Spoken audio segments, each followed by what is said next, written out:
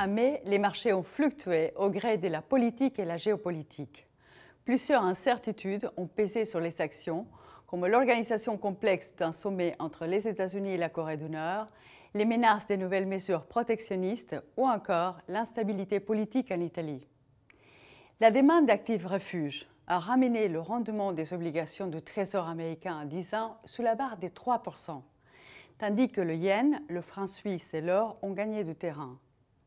Le pétrole a atteint son plus haut niveau de 2018 après que les États-Unis ont annoncé des nouvelles sanctions contre l'Iran et le Venezuela.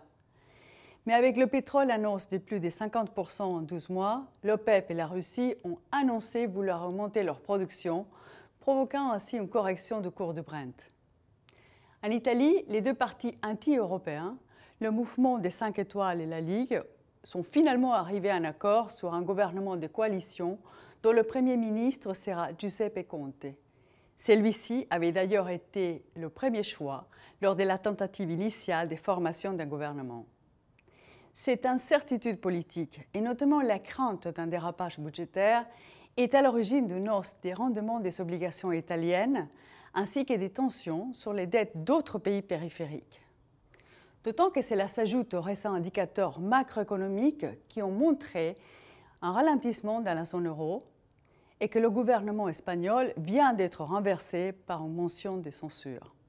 Donc, Pedro Sánchez est maintenant le nouveau président du gouvernement.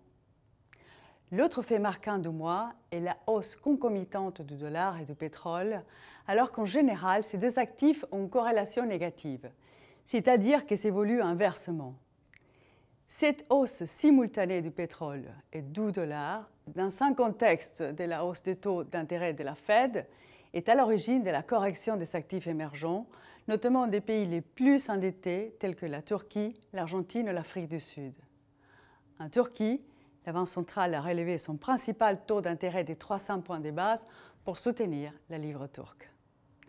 En conclusion, l'incertitude politique en Italie, la nervosité des marchés émergents demeurent des sources de préoccupation majeures pour les marchés. La hausse concomitante des taux d'intérêt américains, du dollar et du pétrole explique les récentes tensions dans les pays émergents les plus endettés.